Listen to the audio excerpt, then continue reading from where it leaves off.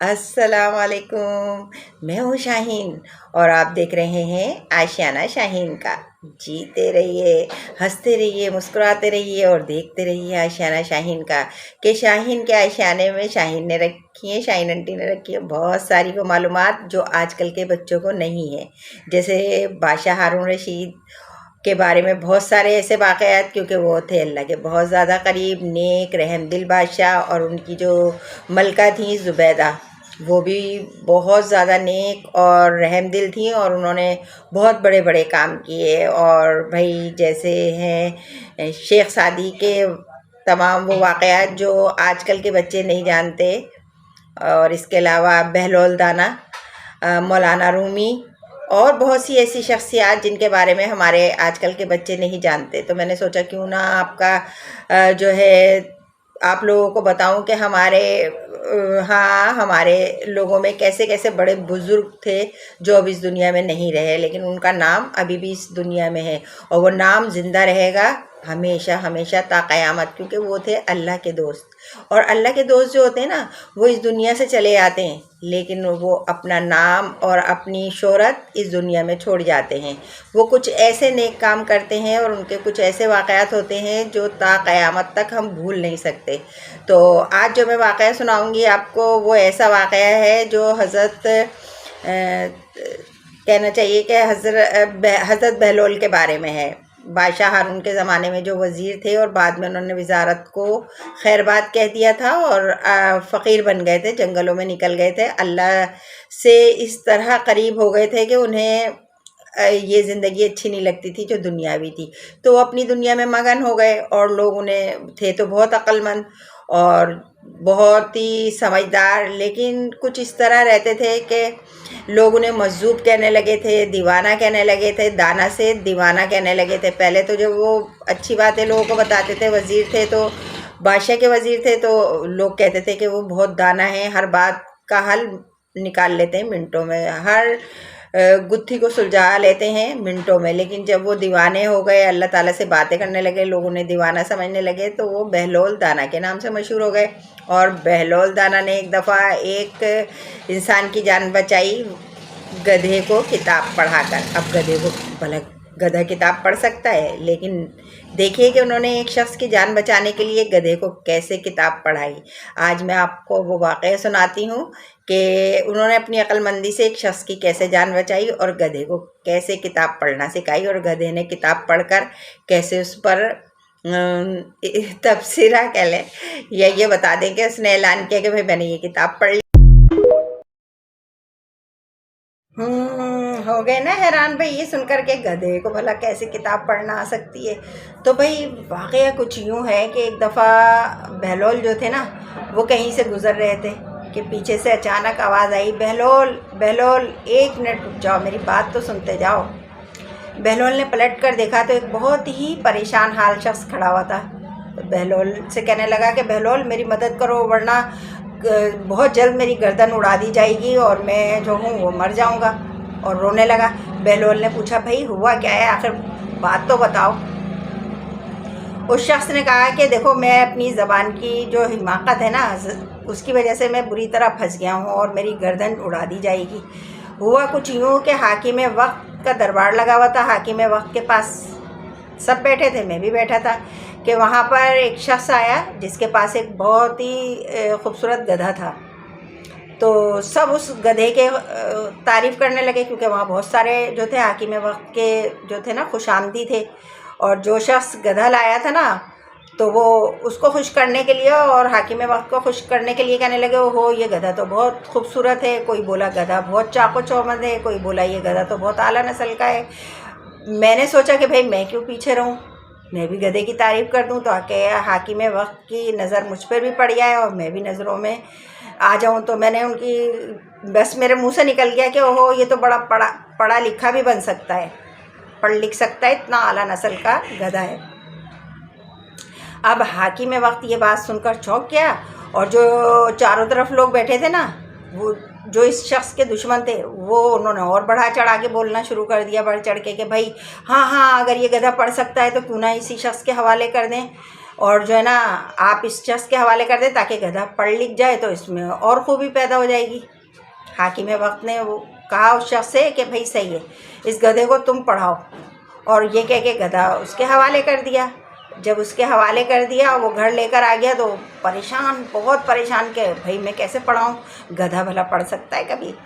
लेकिन बहलोल ने से जब उसने कहा ना कि देखो बादशाह ने कहा है अगर ये पढ़ लिख जाएगा ना और तुम इसे पढ़ा दोगे तो भाई मैं तुम्हें बहुत सारे इनामात दूंगा, जो तुम कहोगे मैं दे दूंगा, और अगर तुम नहीं पढ़ा पाए इसको, तुम नहीं पढ़ सका ये, तो फिर तुम्हारी गर्दन उड़ा दूंगा।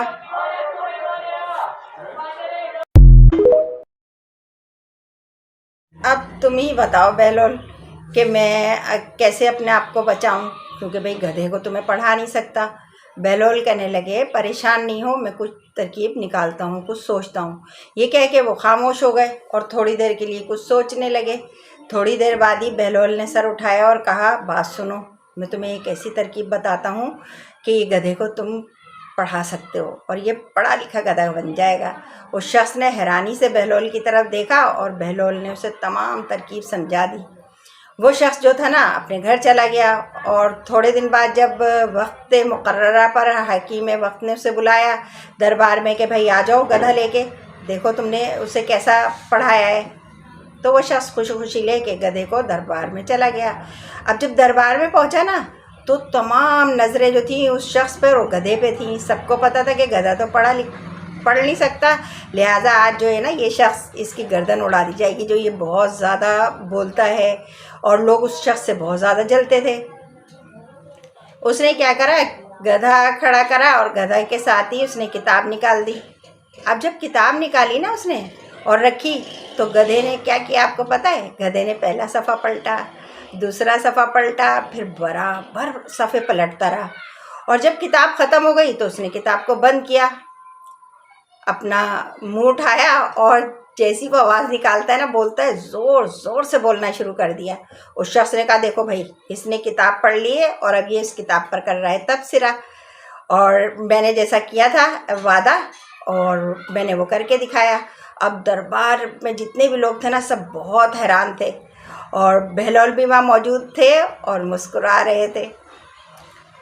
फिर उस शख्स को बादशाह ने, वो हाकिम वक्त ने ना बहुत सारे इनाम इकराम से नवाजा और वो चला गया घर। घर जाने के बाद उसने क्या किया कि बहलोल को बुलाया और बहलोल को बुलाकर कहा कि बहलोल ये जितना भी इनाम है ना और ये चीज़ें हैं ये सब तुम्हारी हैं, क्योंकि ना तुम वो तरकीब बताते और ना मेरी जान बचती। पास ही एक शख्स और भी था। उस शख्स ने कहा कि तरकीब, अच्छा ये तरकीब से गधे को जो पढ़ाया है ना ज़रा मुझे भी बता दो।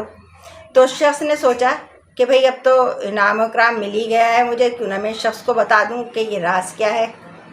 उसने कहा देखो, बहलोल ने मुझसे कहा था कि ये गधा जो है ना, जो दाना खाता है, एक किताब लो और उसके हर सफ़े में चंद दाने उस दाने के रख दो जो ये गधा खाता है, और हर दाने में, हर सफ़ा जब ये पलटेगा ना तो थोड़े थोड़े थोड़े थोड़े दाने रख देना, तो ये खाने के लिए हर सफ़ा पलटेगा और फिर इसकी आदत हो जाएगी। रोज़ाना तुम जो इसको खाना दोगे ना, दाना दोगे, तो वो किताब में देना।